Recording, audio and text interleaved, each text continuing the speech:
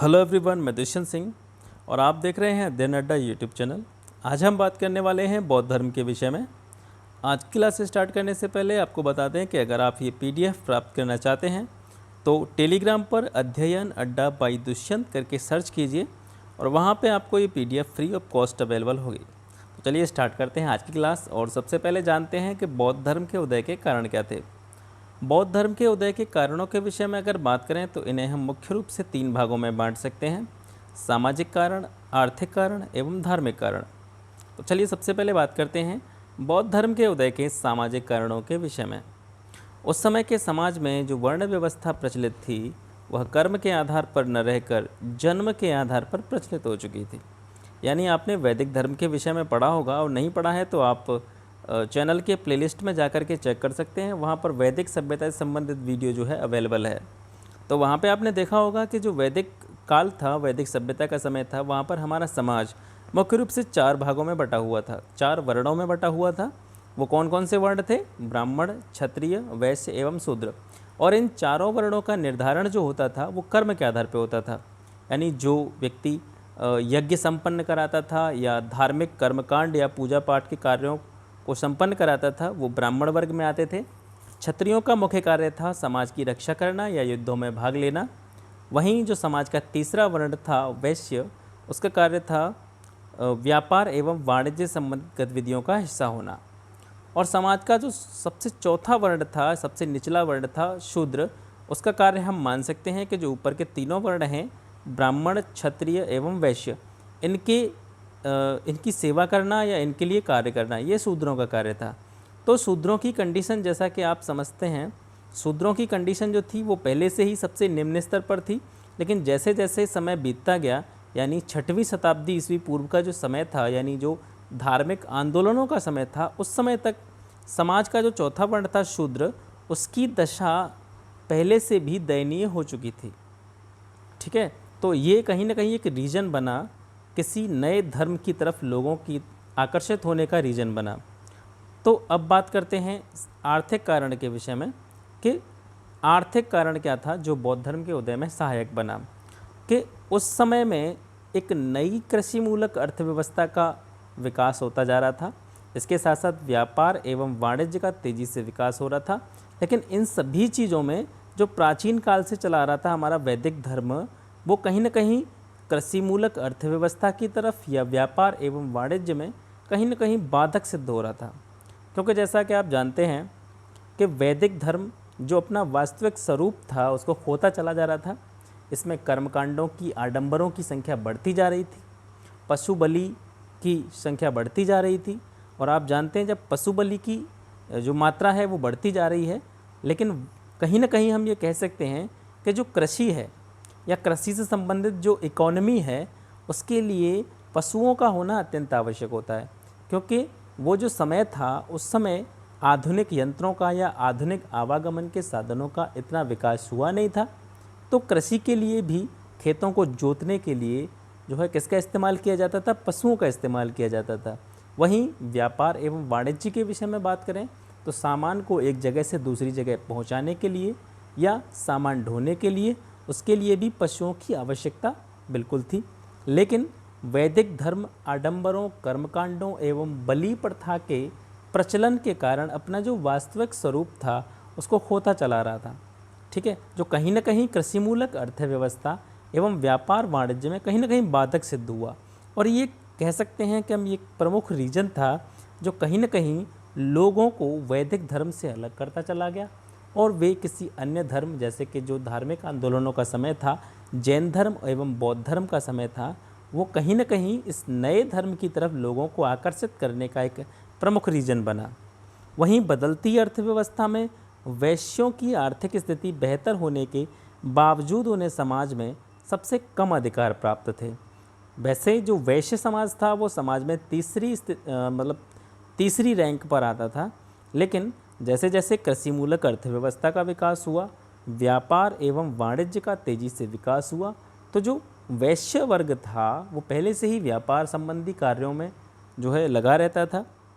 तो जैसे जैसे व्यापार एवं वाणिज्य का विकास हुआ तो वैश्यों की जो इकोनॉमिक कंडीशन थी वो बेहतर होती चली गई। लेकिन प्राचीन काल से जो चीज़ें चली आ रही थी उनको मद्देनज़र रखते हुए वैश्यों की आर्थिक स्थिति बेहतर होने के बावजूद भी उनको समाज में वो अधिकार नहीं मिल पा रहे थे जिनकी वो चेष्टा कर रहे थे या जिनके लिए वो हकदार थे। तो ये भी कहीं ना कहीं एक रीज़न बना वैदिक धर्म से अलग होने के लिए। इसने लोगों को बाध्य किया और एक नए धर्म की तरफ ये लोग आकर्षित हुए। अब बात करते हैं धार्मिक कारणों के विषय में।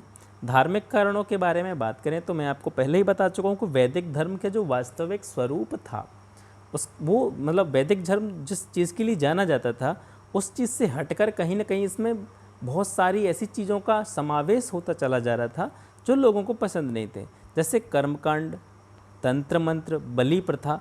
इनका प्रचलन वैदिक धर्म में बहुत ज़्यादा हो चुका था। क्योंकि अब इन सारी चीज़ों का इसमें प्रचलन हो चुका था तो जो वैदिक धर्म की पवित्रता थी वो कहीं ना कहीं ख़त्म होती जा रही थी। तो लोग इससे कटने लगे, लोग इससे अलग होने लगे। और वहीं पर जो बौद्ध धर्म था वो जाति प्रथा, कर्मकांड, बलि प्रथा, तंत्र मंत्र, इन सभी चीज़ों में विश्वास नहीं करता था। तो कहीं ना कहीं एक ये प्रमुख कारण रहा जिससे लोग वैदिक धर्म को छोड़ करके बौद्ध धर्म की तरफ जो है आकर्षित होने लगे। तो ये प्रमुख 3 कारण हैं जो कि वैदिक धर्म से हट करके बौद्ध धर्म या जैन धर्म के उदयों का कारण बने। अब थोड़ा सा बात करते हैं, जैसा कि आप सभी जानते हैं कि बौद्ध धर्म के संस्थापक थे महात्मा बुद्ध। तो महात्मा बुद्ध के जीवन से संबंधित कुछ पहलुओं पर प्रकाश डालते हैं और जानते हैं महात्मा बुद्ध के जीवन के संक्षिप्त परिचय के विषय में। तो बात करें अगर महात्मा बुद्ध के जीवन के बारे में या जन्म के बारे में, तो उनका जन्म हुआ था 563 ईस्वी पूर्व में लुम्बिनी में। और ये लुम्बिनी का जो है लोकेशन कहाँ पे पड़ती है? कपिलवस्तु के निकट नेपाल के तराई क्षेत्र में पड़ता है। ठीक है। अब इनके बचपन के नाम के बारे में बात करें तो बचपन का नाम सिद्धार्थ था। इनके पिता थे, इनके पिता का नाम शुद्धोधन, और ये कौन थे? कपिलवस्तु के शाक्य गण के प्रधान हुआ करते थे। वहीं इनकी माता का नाम महामाया था और ये किस गणराज्य से संबंधित थी? ये कोलीय गणराज्य से संबंधित थी। यहाँ से भी बहुत महत्वपूर्ण प्रश्न पूछे जाते हैं कि जैसे बौद्ध धर्म के संस्थापक महात्मा बुद्ध का जन्म कब हुआ था? 563 ईस्वी पूर्व में हुआ था। इनके जन्म स्थान एवं इनके माता पिता जो थे इनके कुलों से संबंधित प्रश्न भी अक्सर परीक्षाओं में पूछे जाते रहे हैं, इसलिए आप इन सभी चीज़ों को देख सकते हैं। और जैसा कि मैंने आपको बताया है, आप इसकी जो PDF है वो टेलीग्राम से डाउनलोड कर सकते हैं। अध्ययन अड्डा बाय दुष्यंत करके वहाँ पर आप सर्च करें और इसकी PDF आपको मिल जाएगी। वहीं बचपन में इनकी माता का देहांत हो जाता है, तो इनका जो पालन पोषण है वो कौन करता है? इनकी मौसी। इनके पिता जो थे शुद्धोधन, उनकी कितनी पत्नियां थीं? 2 पत्नियां थीं। ठीक है। तो इनकी मौसी थी महाप्रजापति गौतमी। इनकी माता के निधन के बाद में इनका पालन पोषण जो था वो इनकी मौसी महाप्रजापति गौतमी के द्वारा ही किया गया था। वहीं इनका विवाह जो हुआ था यशोधरा से हुआ था। इनकी पत्नी का नाम क्या था? यशोधरा। और ये किस कुल से संबंधित थी? शाक्य कुल से। कभी कभी प्रश्न ये भी पूछा जाता है कि महात्मा बुद्ध की जो पत्नी थी, सिद्धार्थ की जो पत्नी थी यशोधरा, वो उनके और कौन कौन से अन्य नाम हैं? तो इनको गोपा, बिंबा, भद्रकशा के नाम से भी जाना जाता है। महात्मा बुद्ध की मृत्यु हुई थी 483 ईस्वी पूर्व में, और किस जगह पर हुई थी? कुशीनगर में। कुशीनगर में महात्मा बुद्ध की मृत्यु 483 ईस्वी पूर्व में हुई थी और इनकी मृत्यु की घटना को बौद्ध साहित्य में महापरिनिर्वाण के नाम से जाना गया है। यहाँ से भी लगातार ऑब्जेक्टिव्स काफ़ी परीक्षाओं में देखने को मिलते हैं, तो आप इसे याद कर सकते हैं। तो जैसा कि आप जानते ही हैं कि जो महात्मा बुद्ध थे वो एक राजशाही कुल से संबंधित थे, लेकिन महात्मा बुद्ध के जीवन में कुछ ऐसी घटनाएं हुई जिनने इनके जीवन को बिल्कुल बदल कर रख दिया। तो महात्मा बुद्ध के जीवन से संबंधित जो 4 दृश्य थे वो प्रमुख हैं और ये काफ़ी परीक्षाओं में पूछे भी गए हैं कि ऐसे कौन कौन से दृश्य थे जो महात्मा बुद्ध के जीवन से संबंधित थे और इन्हें देखकर ही महात्मा बुद्ध जो थे वो उस राजशाही पूरे जीवन को छोड़ करके एक सन्यासी के रूप में बदल दिया। तो सबसे पहले ने देखा था वृद्ध व्यक्ति, एक देखा था बीमार व्यक्ति, मृत व्यक्ति और प्रसन्न चित्त सन्यासी। इसके बारे में अगर थोड़ा सा डिटेल में जानने का प्रयास करें तो ये हम कह सकते हैं कि महात्मा बुद्ध थे, ये अपने सारथी, इनका एक सारथी था जिसका नाम चन्ना और कहीं कहीं पर इसका नाम चाड़ भी देखने को मिलता है। ये उसके साथ में नगर भ्रमण के लिए निकले थे और वहाँ पर इन्होंने एक वृद्ध व्यक्ति देखा। तो इनको इतना ऐशो आराम और सुख समृद्धि से भरा जीवन मिला था कि इन्होंने कभी सोचा ही नहीं था कि जीवन में इस तरह के कष्ट भी देखने को मिलते हैं। जब उन्होंने देखा और अपने सारथी से पूछा कि भाई ये क्या है, तो उन्होंने देखा कि वृद्ध व्यक्ति था। तो उनके सारथी ने उनको बताया कि ये जो वृद्ध व्यक्ति है ये इसी तरीके से सभी को एक दिन बूढ़ा हो जाना है। इन्होंने एक बीमार व्यक्ति देखा तो उसके बारे में भी इनके सारथी चन्ना या जिसको चाण कहा जाता है, उसने बताया कि हर व्यक्ति कभी न कभी बीमार हो ही जाता है और हर व्यक्ति की मृत्यु भी निश्चित है। तो जब ये सारी चीज़ें इन्होंने देखी तो उन्होंने देखा कि आदमी को बूढ़ा होना ही है, आदमी को एक दिन जन्म लेने के बाद मरना ही है। तो फिर इन सभी चीज़ों से या सांसारिक मोह माया से आदमी को जो कनेक्शन बन जाता है उसका करने से क्या फ़ायदा। फिर इन्होंने देखा लास्ट में जाके एक प्रसन्नचित्त सन्यासी, और उसके बारे में भी चन्ना ने या चाण ने ये बताया कि ये एक सन्यासी है, इसको सांसारिक लोभ मोह माया से कोई मतलब नहीं है, ये भगवान की भक्ति में, ईश्वर की भक्ति में लीन रहता है। तो उसे देख करके महात्मा बुद्ध का जो मस्तिष्क था उसमें एक विचार उत्पन्न हुआ कि जब संसार में व्यक्ति जन्म लेता है, बीमार होता है, वृद्ध होता है, बूढ़ा हो जाता है और एक दिन मर जाता है, तो फिर जीवन का उद्देश्य क्या है। तो उन्होंने ये विचार किया कि कहीं ना कहीं, और सबसे अंत में उन्होंने देखा प्रसन्न चित्त सन्यासी को, और इसके बारे में भी उन्होंने अपने सारथी से पूछा कि ये व्यक्ति इतना प्रसन्न क्यों है। तो चाण ने उनको बताया कि ये सांसारिक जितने भी बंधन हैं उनको छोड़ करके भगवान की भक्ति में, ईश्वर की भक्ति में लीन है और इसीलिए ये इतना प्रसन्न है। तो इन सभी चीज़ों को देख करके महात्मा बुद्ध का हृदय परिवर्तन हुआ और इन्हीं 4 दृश्यों को देखकर उनके मन में वैराग्य की भावना जाग उठी और 29 वर्ष की अल्पायु में ही उन्होंने गृह त्याग कर दिया और जितनी भी सुख सुविधाएं, जितना भी राजमहल की जितनी भी सुख सुविधाएं थीं उनको छोड़ करके वे सन्यासी बन गए। और उनकी इस अवस्था को, यानी 29 वर्ष की अवस्था में उन्होंने जब गृह त्याग किया था, इसको क्या कहा गया है बौद्ध साहित्य में, महाभिनिष्क्रमण कहा जाता है। ये भी यहाँ से भी ऑब्जेक्टिव्स आपके बनते रहते हैं कि महात्मा बुद्ध के गृह त्याग की घटना को क्या कहा जाता है, तो इसे कहा जाता है महाभिनिष्क्रमण। बुद्ध का सारथी जिसका मैंने अभी चर्चा की थी आपसे, इसको चन्ना कहा जाता है और कहीं कहीं पर इसका नाम चाण देखने को भी मिलता है। वहीं जो घोड़ा था इनका, उनका नाम कंथक कहा जाता है। ठीक है, तो चलिए आगे बढ़ते हैं। जब महात्मा बुद्ध ने अपने घर का त्याग कर दिया तो सबसे पहले ये गृह त्याग के बाद में कहाँ पहुँचे, मगध की राजधानी राजगृह में पहुँचते हैं। और यहाँ से प्रश्न ये भी पूछा जाता है कि जब महात्मा बुद्ध अपना गृह त्याग करके मगध पहुँचे, यानी मगध की राजधानी राजगृह पहुँचे, तो उस समय पर उसका शासक कौन था, बिंबिसार था। ठीक है, तो वैशाली के समीप बुद्ध की मुलाकात जो है सांख्य दर्शन के आचार्य अलार कलाम से हुई। अलार कलाम एक सन्यासी थे जो कि सांख्य दर्शन के आचार्य थे। वैशाली में जब, यानी सबसे पहले महात्मा बुद्ध कहाँ गए थे, मगध की राजधानी राजगृह पहुँचे और वहाँ से कहाँ पहुँचे, वैशाली पहुँचे। वैशाली में इनकी जो मुलाकात है वो होती है अलारम कलाम से, और ये जो थे वो आचार्य थे किसके, सांख्य दर्शन के। अलारम कलाम को ही महात्मा बुद्ध का ध्यान गुरु माना जाता है, या हम कह सकते हैं कि महात्मा बुद्ध के सबसे पहले गुरु किसको माना जा सकता है, अलार कलाम को माना जा सकता है। ठीक है, यहाँ से ये पहुँचते हैं उरुवेला। उरुवेला का एक अन्य नाम बोधगया भी देखने को मिलता है। तो ये बोधगया पहुँचते हैं और यहीं पर निरंजना नदी का अन्य नाम पुनपुन नदी भी देखने को मिलता है।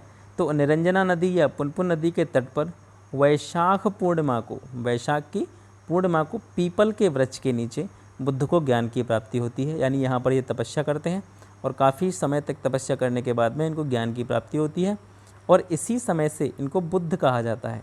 ठीक है, क्योंकि इनके बचपन का नाम था सिद्धार्थ, और जब इनको ज्ञान की प्राप्ति हो जाती है, ठीक है, तो तभी से इनको क्या कहा गया, बुद्ध कहा गया। बुद्ध का एक अन्य नाम तथागत भी देखने को मिलता है और इसके अलावा एक अन्य नाम शाक्य मुनि भी देखने को मिलता है। यहाँ से अगर ऑब्जेक्टिव्स पूछे जाते हैं इन सभी को आप कवर कर सकते हैं। ठीक है, यानी बुद्ध का बचपन का नाम क्या था, सिद्धार्थ, और ज्ञान प्राप्ति के बाद इनको बुद्ध कहा गया, एवं अन्य नामों में तथागत एवं शाक्य मुनि भी के नाम से भी इनको जाना जाता है।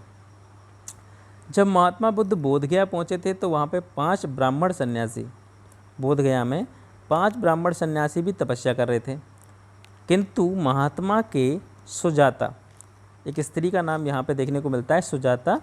सुजाता कौन थी? उर्वेला के सेनानी की पुत्री थी। तो वो इनके लिए क्या लेके आती है?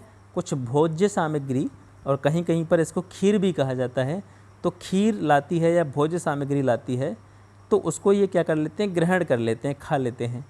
और इसके कारण जो 5 ब्राह्मण थे, जब ये बोधगया में पहुँचे तो वहाँ 5 ब्राह्मण पहले से ही तपस्या कर रहे थे, और इनकी इस रीजन्स के कारण, क्योंकि इन्होंने सुजाता जो उर्वेला की सेनानी की पुत्री थी उसके द्वारा लाई गई भोज्य सामग्री को ग्रहण कर लिया था, और इसी कारण जो 5 ब्राह्मण थे वो महात्मा बुद्ध को छोड़कर सारनाथ चले गए। सारनाथ का एक अन्य नाम ऋषिपत्तन भी देखने को मिलता है। ठीक है, आगे बढ़ते हैं। ज्ञान प्राप्ति के बाद में सर्वप्रथम महात्मा बुद्ध कहाँ पहुँचे थे? सारनाथ पहुँचे थे। और जो ब्राह्मण इनको छोड़कर चले गए थे, सुजाता के द्वारा लाई गई भोज्य सामग्री को ग्रहण करने के बाद में जो 5 ब्राह्मण वहाँ पे तपस्या कर रहे थे वो इनको छोड़ के चले गए थे। तो ज्ञान की प्राप्ति के बाद में जब महात्मा बुद्ध सारनाथ पहुँचे थे तो उन्हीं 5 ब्राह्मणों को या 5 तपस्वियों को उन्होंने पहला उपदेश अपना दिया था। ये 5 ब्राह्मण कौन कौन से थे? कौंडिन्य, औश, असाच, वप और भद्य। यानी महात्मा बुद्ध ने सबसे पहला उपदेश उन्हीं 5 ब्राह्मणों को दिया था जो उन्हें छोड़ करके कहाँ चले गए थे? सारनाथ चले गए थे। ठीक है, महात्मा बुद्ध ने अपना प्रथम उपदेश जो दिया था उसको क्या कहा जाता है? धर्म चक्र प्रवर्तन कहा जाता है। जैसा कि मैंने आपको बताया था पहले भी, महात्मा बुद्ध की मृत्यु को महापरिनिर्वाण, महात्मा बुद्ध के गृह त्याग को महाभिनिष्क्रमण एवं महात्मा बुद्ध के प्रथम उपदेश को धर्म चक्र प्रवर्तन के नाम से जाना जाता है। वहीं बात करें अगर बुद्ध के सबसे पहले अनुयायी कौन थे, तो तपस्सु एवं भल्लिक थे, और ये इनको कह सकते हैं हम ये बंजारे या शूद्र वर्ण से संबंधित रखते थे। राजगृह में बिंबिसार द्वारा बुद्ध को वेणुवन विहार दान में दिया गया एवं राजगृह में ही सारिपुत्र, मोदगलायन, उपाली, अभय आदि इनके शिष्य बने थे। अब एक प्रश्न ये पूछा जाता है कि बुद्ध ने सर्वाधिक उपदेश कहाँ पे दिए थे? ठीक है, तो बुद्ध ने अपने सबसे ज़्यादा उपदेश जो दिए थे, सर्वाधिक उपदेश दिए थे, वो श्रावस्ती में दिए थे। और श्रावस्ती क्या थी? कौशल देश की राजधानी हुआ करती थी, और इन्होंने मगध को अपने बौद्ध धर्म के प्रचार प्रसार का केंद्र बनाया था। सॉरी, अब यहाँ पे आपको कन्फ्यूजन होने की आवश्यकता नहीं है। यहाँ से 2 प्रश्न बनते हैं। पहला प्रश्न क्या बनता है कि महात्मा बुद्ध ने अपना सबसे पहला उपदेश कहाँ पे दिया था? वो दिया था सारनाथ में। और वहीं पर दूसरा प्रश्न क्या आता है कि बुद्ध ने अपने सबसे ज़्यादा उपदेश किस स्थान पर दिए थे? वो दिए थे श्रावस्ती में। अब थोड़ा सा बात कर लेते हैं कि महात्मा बुद्ध के सबसे प्रमुख शिष्य कौन कौन से थे। तो इनके शिष्यों के विषय में बात करें तो सबसे पहला प्रमुख शिष्य था सारिपुत्र। ये जाति से क्या था? ब्राह्मण था और राजगृह का निवासी था। अब यहाँ से प्रश्न ये पूछा जाता है कि महात्मा बुद्ध के ऐसे कौन कौन से शिष्य थे जिनकी मृत्यु बुद्ध के जीवन काल में ही हुई थी?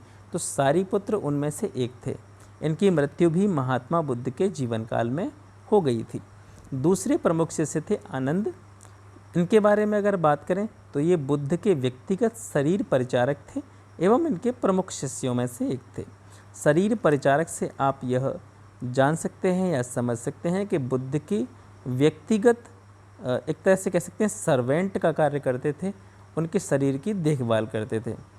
और एक सबसे महत्वपूर्ण प्रश्न आनंद से संबंधित ये बनता है कि महात्मा बुद्ध ने किसके कहने पर सबसे पहले महिलाओं को बौद्ध संघ में प्रवेश की अनुमति दी थी? तो वो थे इनके शिष्य आनंद। आनंद के कहने पर ही महात्मा बुद्ध ने सबसे पहले किस स्थान पर वैशाली में महिलाओं को संघ में प्रवेश की अनुमति दी थी। वहीं यहाँ से एक और फैक्ट ये बनता है कि आनंद के कहने पर महात्मा बुद्ध ने महिलाओं को संघ में प्रवेश की अनुमति दी थी, लेकिन सबसे पहली ऐसी कौन सी स्त्री थी या महिला थी जो बौद्ध संघ में शामिल हुई थी? तो वो थी महाप्रजापति गौतमी। और महाप्रजापति गौतमी के विषय में मैं आपको बता चुका हूँ कि महाप्रजापति गौतमी कौन थी? बुद्ध की मौसी थी। ठीक है, अब इनका तीसरा शिष्य, सबसे प्रमुख शिष्य कौन था? मोदगलायन। ये इनके शिष्य सारिपुत्र, जो इनका सबसे पहला शिष्य था, सारिपुत्र के साथ ही इसको बौद्ध धर्म में महात्मा बुद्ध के द्वारा दीक्षित किया गया और इसकी मृत्यु भी महात्मा बुद्ध के जीवन काल में हुई थी। तो यहाँ से आपको समझ में आ गया होगा अगर प्रश्न पूछा जाता है कि ऐसे महात्मा बुद्ध के कौन से शिष्य थे जिनकी मृत्यु महात्मा बुद्ध के जीवन काल में हुई थी, तो वो थे सारिपुत्र और मोदगलायन। ठीक है, अब आगे बढ़ते हैं। अगला शिष्य था इनका बिंबिसार। ये मगध का शासक हुआ करता था। ये बौद्ध धर्म में दीक्षित हुआ था एवं महात्मा बुद्ध का परम शिष्य था। इनकी पत्नी थी क्षेमा। बिंबिसार की पत्नी थी क्या? क्षेमा। और ये भी बौद्ध धर्म की दीक्षा लेकर के भिक्षुणी बन गई थी। इसके अलावा बिंबिसार का पुत्र अजातशत्रु भी महात्मा बुद्ध का परम शिष्य था। ठीक है, और इनका जो एक और प्रमुख शिष्य था वो था जीवक। और जीवक के बारे में कहा जाता है कि इसे आयुर्वेद का उच्च कोटि का ज्ञान था, या आयुर्वेद का उच्च कोटि का ज्ञाता था। आगे बढ़ते हैं। ये हो गए महात्मा बुद्ध के कुछ प्रमुख शिष्यों के विषय में। अब बात करते हैं कि ऐसी कौन सी प्रमुख स्त्रियां थीं जिन्होंने बौद्ध धर्म का अनुसरण किया था।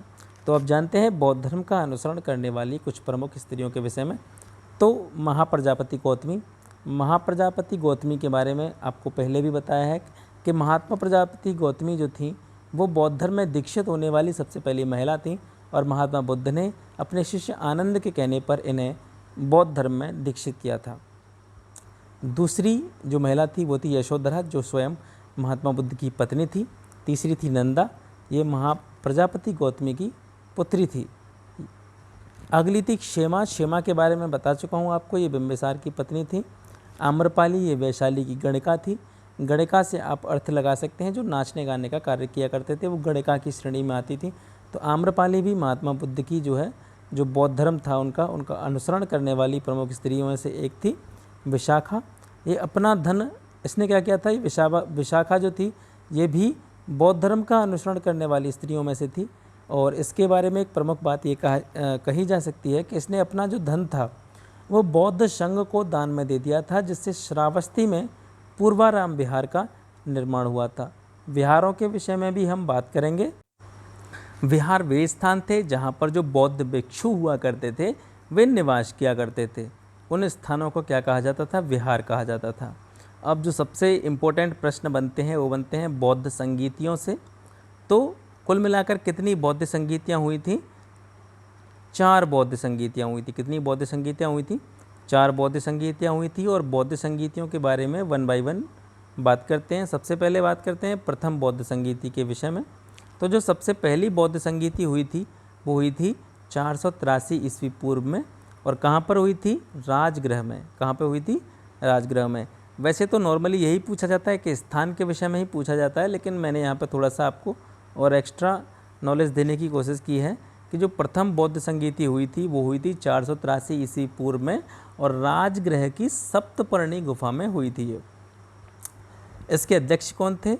महाकश्यप। और एक और प्रश्न भी पूछा जाता है कि जो बौद्ध संगीति हुई थी, प्रथम बौद्ध संगीति, वो किस शासक के शासनकाल में हुई थी? तो वो हुई थी अजातशत्रु के शासनकाल में। थोड़ा सा जानते हैं कि प्रथम बौद्ध संगीति में कौन कौन से प्रमुख कार्य किए गए थे। तो जब पहली बौद्ध संगीति हुई थी 483 ईस्वी पूर्व में, इसमें क्या किया गया था? जो बुद्ध की शिक्षाएं थीं, ठीक है, उनको 2 प्रमुख ग्रंथों के रूप में विभाजित कर दिया गया था, जिनमें से एक का नाम है सुत्त पिटक और एक का नाम है विनय पिटक। ठीक है, सुत्त पिटक के बारे में बात करें तो इसमें महात्मा बुद्ध के द्वारा दिए गए उपदेशों के विषय में पता चलता है। वहीं विनय पिटक में बौद्ध संघ या फिर बौद्ध धर्म अपनाने के बाद में जो बौद्ध अनुयायियों को जिन नियमों का पालन करना पड़ता था उनके बारे में विनय पिटक में बताया गया है। सुत्त पिटक बड़ा ग्रंथ है एवं विनय पिटक इससे छोटा ग्रंथ है। अब बात करते हैं द्वितीय बौद्ध संगीति के बारे में। द्वितीय बौद्ध संगीति जो हुई थी वो हुई थी 383 ईस्वी पूर्व में। ठीक है, यानी जब प्रथम बौद्ध संगीति हुई थी उसके लगभग 100 वर्ष बाद द्वितीय बौद्ध संगीति का समय माना जाता है, और ये हुई थी वैशाली में। और वैशाली में भी अगर बात करें तो वैशाली के बालूकाराम विहार में द्वितीय बौद्ध संगीति संपन्न हुई थी। इसके अध्यक्ष शुभकामी थे, और ये किस शासक के शासनकाल में हुई थी? कालाशोक के शासनकाल में हुई थी। ठीक है, अब बात करते हैं तृतीय बौद्ध संगीति के बारे में। तृतीय बौद्ध संगीति का समय लगभग 247 ईस्वी पूर्व या 250 ईस्वी पूर्व के समय में माना जाता है। ये कहाँ पर आयोजित की गई थी? ये पाटलिपुत्र में आयोजित की गई थी। इसके अध्यक्ष के विषय में बात करें तो इनके अध्यक्ष थे मोगलीपुत्र तिष्य। और जो सबसे प्रमुख प्रश्न इन बौद्ध संगीतियों के विषय में पूछा जाता है वो ये पूछा जाता है कि जो चारों बौद्ध संगीतियाँ हुई थी वो किन किन शासकों के शासनकाल में आयोजित की गई थी। तो उसी तरीके से ये तृतीय बौद्ध संगीति जो थी वो अशोक के शासनकाल में आयोजित की गई थी। और इस संगीति में जो सबसे प्रमुख कार्य किया गया था वो ये था कि इसमें अभिधम्म पिटक नामक तीसरा पिटक जोड़ा गया था। जैसे कि आपने देखा था इससे पहले जो 2 पिटक हुआ करते थे बौद्ध धर्म से संबंधित, सुत्त पिटक एवं विनय पिटक, सुत्त पिटक एवं विनय पिटक। तो सुत्त पिटक एवं विनय पिटक को प्रथम बौद्ध संगीति में जोड़ा गया था। वहीं इनमें जो तीसरा पिटक था अभिधम्म पिटक, इस अभिधम्म पिटक को तृतीय बौद्ध संगीति के दौरान बौद्ध साहित्य में या बौद्ध धर्म में जोड़ा गया था। ठीक है, अब बात करते हैं चतुर्थ बौद्ध संगीति के विषय में। चतुर्थ बौद्ध संगीति के विषय में अगर बात करें तो जो चौथी बौद्ध संगीति हुई थी वो 102 ईस्वी पूर्व में हुई थी और इसका स्थान माना जाता है कुंडलवन, जो कि पड़ता है कश्मीर में। ठीक है, इसके अध्यक्ष कौन थे? चौथी बौद्ध संगीति के अध्यक्ष थे वसुमित्र। और ये किस शासक के शासनकाल में हुई थी? कनिष्क के शासनकाल में हुई थी। इस संगीत में जो प्रमुख कार्य हुए थे वो ये हुए थे कि बौद्ध धर्म का एक प्रमुख ग्रंथ है विभाषा शास्त्र, जो बौद्ध साहित्य के अंतर्गत आता है। इस ग्रंथ की रचना की गई थी, विभाषा शास्त्र की रचना की गई थी। और इसी संगीति के दौरान यानी चौथी बौद्ध संगीति के दौरान बौद्धों ने संस्कृत भाषा को अपनाया था।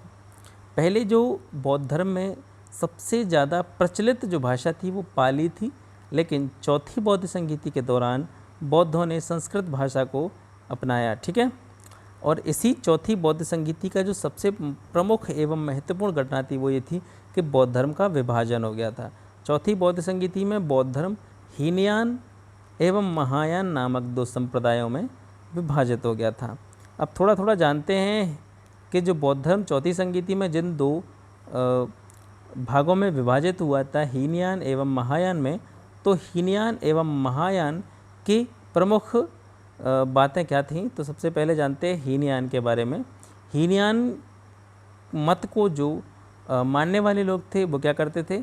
वो बौद्ध धर्म के आदेश एवं आदर्शों को मूल रूप में बनाए रखना चाहते थे। यानी जिस तरीके से महात्मा बुद्ध ने जो बौद्ध धर्म के आदर्श बनाए थे, जो आदेश दिए थे, उन्हें जैसा का तैसा बनाए रखना चाहते थे। किस संप्रदाय के लोग? हीनयान संप्रदाय के लोग।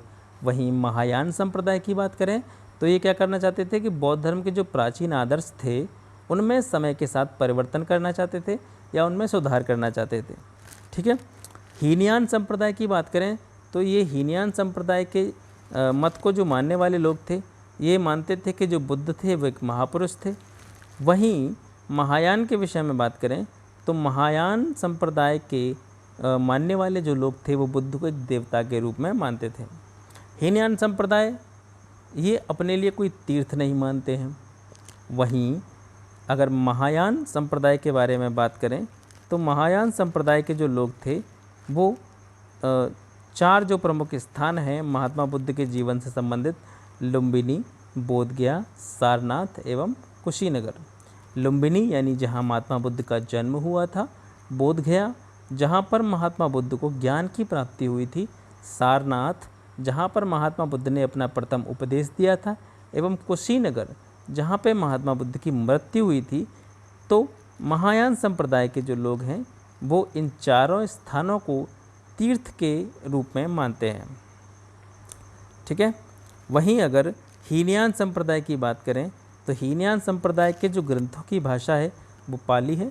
और जैसा कि आपने पढ़ा था अभी कि चतुर्थ बौद्ध संगीति के दौरान क्या किया था? बौद्धों ने संस्कृत भाषा को अपना लिया था, संस्कृत भाषा को अपना लिया। तो इनकी ग्रंथों की भाषा क्या है? पाली है। वहीं महायान संप्रदाय के जो ग्रंथ हैं उनकी भाषा क्या है? संस्कृत है। अब इनके प्रचार एवं प्रसार के बारे में बात करें तो हीनयान का प्रचार हुआ था दक्षिण भारत में, साउथ इंडिया में, श्रीलंका में, बर्मा में एवं थाईलैंड में। वहीं महायान का प्रचार हुआ था उत्तर भारत, चीन, तिब्बत, जापान एवं कोरिया में, जो कि आज भी वर्तमान समय में भी प्रचलित है। बौद्ध धर्म से निकले हुए जो दो संप्रदाय थे, हीनयान एवं महायान, इनको भी या कह सकते हैं हम कि इनके भी अलग अलग संप्रदाय थे। ये भी अलग अलग संप्रदायों में बटे हुए थे। तो जो हीनयान के संप्रदाय थे वे थे वैभाषिक एवं सौत्रांतिक। वहीं महायान के संप्रदायों के विषय में बात करें तो महायान को भी दो अलग संप्रदायों में विभाजित किया जाता है। इसमें से पहला है माध्यविकवाद, जो शून्यवाद के नाम से भी जाना जाता है, और इसके प्रवर्तक कौन थे? नागार्जुन। ठीक है। और दूसरा है विज्ञानवाद। विज्ञानवाद के प्रवर्तक किसको माना जाता है? मैत्रेय या मैत्रेयनाथ को। अब बात करते हैं बौद्ध साहित्य के विषय में। बौद्ध साहित्य को क्या कहा जाता है? त्रिपिटक कहा जाता है। बौद्ध साहित्य को त्रिपिटक कहा जाता है। और ये किस भाषा में रचित है? ये पाली भाषा में रचित है। संपूर्ण बौद्ध साहित्य को त्रिपिटक कहा जाता है। और त्रिपिटक को 3 अलग अलग पिटकों में या 3 अलग अलग भागों में बांटा जाता है, जिसमें से पहला है सुत्त पिटक, दूसरा है विनय पिटक और तीसरा है अभिधम्म पिटक। सुत्त पिटक में बौद्ध धर्म के उपदेश हैं, जो कि मैं आपको पूर्व में भी बता चुका हूँ। विनय पिटक में संघ के संबंधी नियम हैं, यानी बौद्ध धर्म को मानने वाले लोगों के लिए किन किन नियमों का पालन करना पड़ता है, वो सारे नियम, संघ के सारे नियम विनय पिटक में दिए गए हैं। वहीं अभिधम्म पिटक में क्या दिया गया है? इसमें बौद्ध दार्शनिक सिद्धांतों का वर्णन किया गया है। ठीक है। अब सुत्त पिटक को भी अलग अलग भागों में बांटा गया है। इसका जो जिन भागों में इसको बांटा गया है वो हैं दीर्घ निकाय, मिज्झम निकाय, संयुक्त निकाय, अंगुत्तर निकाय, खुद्दक निकाय। ठीक है। अब इसमें से जो सबसे महत्वपूर्ण प्रश्न बनता है वो ये है कि अभी इसके बाद में आप पढ़ेंगे महाजनपद काल के विषय में। तो महाजनपद काल में जो मुख्य महाजनपद थे वो थे, उनकी संख्या थी कितनी? 16। और प्रश्न यहाँ से बनता है कि 16 महाजनपदों का उल्लेख किस निकाय में किया जाता है? तो 16 महाजनपदों का उल्लेख अंगुत्तर निकाय में किया जाता है और यह बौद्धकालीन रचना है। ठीक है। वहीं जिसका 5वां पार्ट है खुद्दक निकाय, इसके अंतर्गत आती हैं थेरी गाथा और जातक कथाएँ। थेरी गाथा कथाएँ एवं जातक कथाएँ। तो एक प्रश्न यहाँ से भी बनता है कि जातक कथाएँ किससे संबंधित हैं? तो जातक कथाएँ महात्मा बुद्ध के पूर्व जन्म की कहानियों से संबंधित हैं। ठीक है। आशा करते हैं आपकी समझ में आ रहा होगा। अब अभिधम्म पिटक के बारे में बात कर रहे थे, तो इसके अंतर्गत जो सबसे महत्वपूर्ण ग्रंथ माना जाता है वो है कथावत्थु। ठीक है। ये किसके अंतर्गत आता है? अभिधम्म पिटक के अंतर्गत आता है। और इसकी रचना जो थी वो कब हुई थी? तृतीय संगीति के अवसर पर मोगली पुत्तिष्य के द्वारा की गई थी। ठीक है। आगे बढ़ते हैं। बौद्ध साहित्य के अन्य ग्रंथों के विषय में बात करें तो अन्य ग्रंथों में जैसे जातक कथाएँ, इसके बारे में मैंने अभी बताया था। जातक कथाओं की कुल संख्या मानी जाती है 549 यानी 549, और ये सभी कथाएं पाली भाषा में रचित हैं। इसको हम मान सकते हैं कि भारतीय कथा साहित्य का सबसे प्राचीन संग्रह जो है वो जातक कथाएं ही मानी जाती हैं। दीपवंश एवं महावंश। ठीक है। इसमें क्या दे रखा है? सिंघल द्वीप किसको कहा जाता था? श्रीलंका को कहा जाता है। तो दीपवंश एवं महावंश में सिंहल द्वीप या श्रीलंका का इतिहास बताया गया है। अगला है मिलिंद पन्हो। ये काफ़ी इंपॉर्टेंट हो जाता है, ये कई बार परीक्षाओं में पूछी गई। मिलिंद पन्हो जो है वो किस भाषा में रचित है?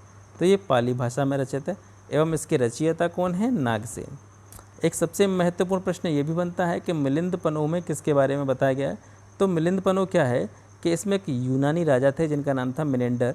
तो यूनानी राजा मिनेंडर एवं बौद्ध भिक्षु नागसेन के बीच में जो संवाद होता है, जो बातचीत होती है, उसका वर्णन मिलिंद पन्हो नामक ग्रंथ में किया जाता है।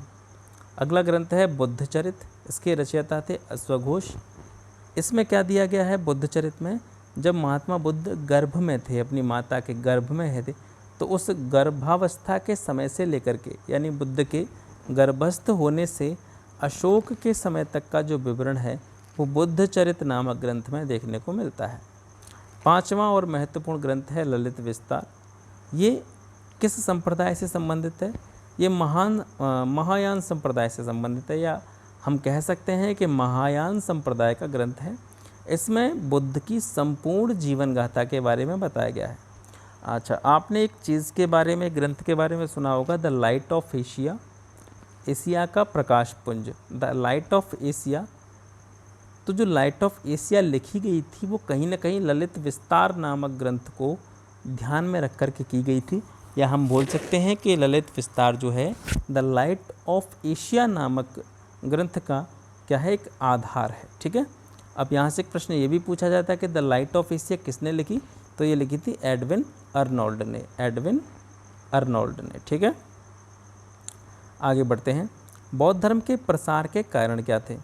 ऐसे कौन कौन से कारण थे जिससे बौद्ध धर्म इतनी तेज़ी से फैलता चला गया? तो इसके प्रमुख कारण कुछ रीजन्स मैं आपको पहले भी क्लियर कर चुका हूँ, और इसके बारे में थोड़ा सा और डिटेल में जान लेते हैं कि ब्राह्मण धर्म की तुलना में बौद्ध धर्म का अधिक उदार एवं सरल होना। ब्राह्मण धर्म जो था उसके जो रूल्स थे, उसके जो नियम थे वो काफ़ी टफ हुआ करते थे, और इसके साथ साथ ब्राह्मण धर्म में कुछ बाहर की गलत चीज़ों का जो है प्रवेश हो गया था। लेकिन इसके विपरीत अगर दोनों में कंपेयरिंग करें तो जो बौद्ध धर्म था वो अधिक जनरस था, उदार था, एवं ब्राह्मण धर्म की तुलना में सरल था। ठीक है, वहीं बौद्ध धर्म को चारों वर्णों का समर्थन प्राप्त था, क्योंकि समाज के जो उच्च वर्णों को छोड़कर जो समाज के निम्न वर्ण थे, यानी वैश्य एवं शूद्र वर्ग था मुख्य रूप से, वो क्या था, उसका जो है वो अगला रीजन है चारों वर्णों का समर्थन। बौद्ध धर्म को चारों वर्णों का समान समर्थन प्राप्त था।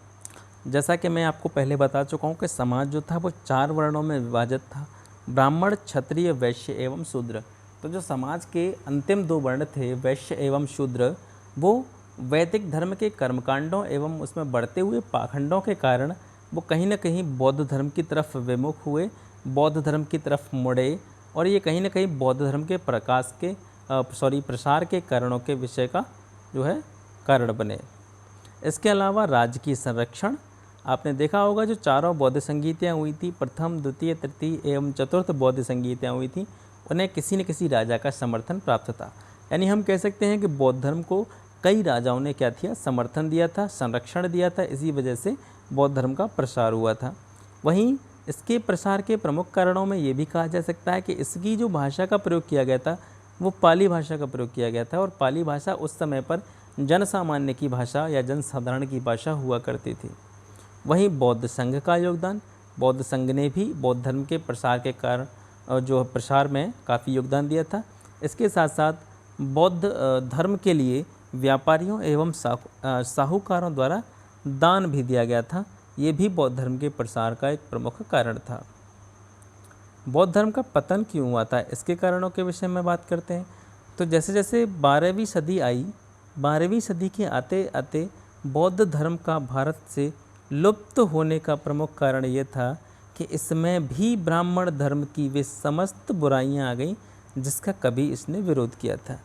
बौद्ध धर्म का जो उदय हुआ था वो कहीं ना कहीं उसका एक सबसे प्रमुख रीज़न ये था कि प्राचीन काल से चला आ रहा वैदिक धर्म अपनी वास्तविक मूल स्थिति को छोड़ करके उसमें कर्मकांड, आडंबर एवं पाखंड, पशु बलि जैसी प्रथाओं का जो है अधिकाधिक मात्रा में प्रयोग होने लगा।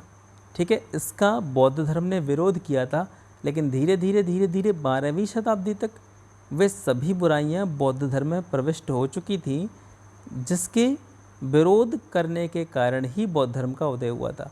यानी जिन चीज़ों का बौद्ध धर्म शुरुआत में, अपने प्रारंभ में या अपने उत्कर्ष की अवस्था में जिन चीज़ों का बौद्ध धर्म विरोध किया करता था, वो सभी बुराइयां धीरे धीरे बौद्ध धर्म में प्रविष्ट होने लगी। तो ये कहीं ना कहीं बौद्ध धर्म के पतन का एक प्रमुख कारण था। इसके साथ साथ जनसामान्य की पाली भाषा को छोड़कर संस्कृत ग्रहण करना। तृतीय बौद्ध संगीति के दौरान जो बौद्ध लोग थे उन्होंने संस्कृत को अपनी भाषा का माध्यम बनाया, अपने ग्रंथों की लैंग्वेज का जो है मीडियम बनाया था, जबकि उस समय पर जो जनसामान्य थे, जनसाधारण थे, उनकी जो प्रमुख भाषा हुआ करती थी वो कौन सी थी, पाली भाषा थी। तो इन्होंने क्या किया था, पाली भाषा को छोड़ करके संस्कृत को ग्रहण किया था। तो ये भी कहीं ना कहीं बौद्ध धर्म से लोगों के विमुख होने का प्रमुख कारण थी। इसके साथ साथ जैसे कि प्राचीन काल में वैदिक धर्म में काफ़ी मूर्ति पूजन, दान दक्षिणा आडंबर कर्मकांडों की संख्या बढ़ती जा रही थी, उसी तरीके से 12वीं शताब्दी के आने तक बौद्ध धर्म में भी मूर्ति पूजन एवं दान दक्षिणा का प्रचलन जो था वो काफ़ी प्रचुर या काफ़ी चरम मात्रा पर पहुंच चुका था। तो ये भी एक कारण था बौद्ध धर्म के पतन का। इसके साथ साथ बौद्ध संघ एवं बिहारों में स्त्रियों का प्रवेश भी बौद्ध धर्म के पतन का एक प्रमुख कारण माना जा सकता है। महात्मा बुद्ध के एक परम शिष्य थे आनंद, उसके कहने पर महात्मा बुद्ध ने स्त्रियों को संघ में प्रवेश किया था। तो उनके बारे में कोटेशन कही जाती है कि महात्मा बुद्ध ने एक बार आनंद से कहा था कि अगर इस धर्म में या इस धर्म का जो प्रमुख संघ है उसमें अगर स्त्रियों का प्रवेश नहीं हुआ होता तो ये धर्म हजारों वर्षों तक चलता, लेकिन इसमें स्त्रियों के प्रवेश के बाद में यह धर्म सिर्फ 500 वर्षों तक चलेगा। क्योंकि जैसे जैसे संघ में स्त्रियों का प्रवेश हुआ था तो संघ में विलासिता एवं विलासिता का जो है प्रभाव बढ़ता चला गया था और लोग जो है अपने वास्तविक कारण से भटक गए थे। इसके साथ साथ ब्राह्मण धर्म के बारे में आप पढ़ चुके हैं। जो ब्राह्मण धर्म था अपना वैदिक धर्म था, वो कहीं ना कहीं आडंबरों कर्मकांडों के कारण अपनी पवित्रता को खो गया था। तो धीरे धीरे क्या होने लगा, ब्राह्मण धर्म में सुधार होने लगा और लोग जो थे वो बौद्ध धर्म को छोड़ करके ब्राह्मण धर्म की तरफ आकर्षित होने लगे। वहीं पुष्यमित्र शुंग एवं बौद्ध जो पुष्यमित्र शुंग थे उनके द्वारा काफ़ी बौद्धों को प्रताड़ित किया गया, उन्हें मौत के घाट उतार दिया गया। ये भी कहीं ना कहीं बौद्ध धर्म के पतन का एक प्रमुख कारण था। अब थोड़ा सा बात करते हैं, ये हो गया बौद्ध धर्म के बारे में एक संक्षिप्त अध्ययन, और इसके बाद में कुछ मेन पॉइंट्स हैं बौद्ध धर्म से रिलेटेड, उनके बारे में बात कर लेते हैं। तो संघ जो होता था बौद्ध संघ, उसमें प्रविष्ट होने को क्या कहा जाता था, उपसंपदा कहा जाता था। बौद्ध धर्म को ग्रहण करने वाले लोग जब गृहस्थ जीवन का त्याग करते थे उसको प्रवज्या कहा जाता था, ठीक है। और जो प्रवज्या को ग्रहण करता था, जो व्यक्ति प्रवज्या ग्रहण करता था उसे श्रामणेर कहा जाता था। आगे बढ़ते हैं।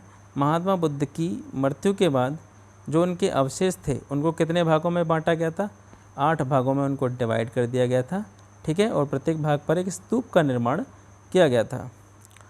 जो व्यक्ति गृहस्थ जीवन में रहकर ही, यानी अपने घर को न छोड़ करके गृहस्थ जीवन में रह कर के बौद्ध धर्म का पालन किया करते थे, उनको क्या कहा जाता था, उपासक कहा जाता था बौद्ध धर्म में, ठीक है। एक प्रश्न ये भी पूछा जाता है कि बौद्ध धर्म के त्रिरत्न किसे कहा जाता है, तो बुद्ध यानी स्वयं महात्मा बुद्ध, धम्म एवं उनका संघ, यानी बौद्ध धर्म के त्रिरत्न किसे कहा जाता है, बुद्ध धम्म एवं संघ को। एक महत्वपूर्ण प्रश्न यही बनता है कि जिस वृक्ष के नीचे, जिस पीपल के वृक्ष के नीचे महात्मा बुद्ध को ज्ञान की प्राप्ति हुई थी, उस वृक्ष को किसने कटवाया था, तो किसने कटवाया था, उसको शशांक ने कटवाया था, ठीक है। तो ये हो गया बौद्ध धर्म के बारे में एक संक्षिप्त अध्ययन। आशा करते हैं कि आपको ये वीडियो पसंद आई होगी। अगर आप इस वीडियो की PDF प्राप्त करना चाहते हैं तो टेलीग्राम पर अध्ययन अड्डा बाय दुष्यंत करके सर्च कीजिए, वहाँ पर ये PDF आपको मिल जाएगी। अगर आप किसी भी वनडे एग्ज़ाम की तैयारी कर रहे हैं या स्टेट PCS एग्ज़ाम की तैयारी करते हैं तो आपको इस चैनल के माध्यम से समय समय पर काफ़ी इम्पोर्टेंट्स वीडियो जो कि आपकी तैयारी से रिलेटेड होंगी, जो आपके एग्ज़ाम में काफ़ी हेल्पफुल रहेंगी, वो सारी वीडियोस यहाँ पर आपको अवेलेबल करवाई जाएंगी और उनके साथ साथ उनकी PDF भी आपको प्राप्त कराई जाएंगी, ठीक है। तो ज़्यादा से ज़्यादा इस वीडियो को शेयर कीजिए और इस चैनल को सब्सक्राइब कीजिए और बने रहिए मेरे साथ। फिर मिलते हैं आपसे नेक्स्ट वीडियो में, तब तक के लिए नमस्कार।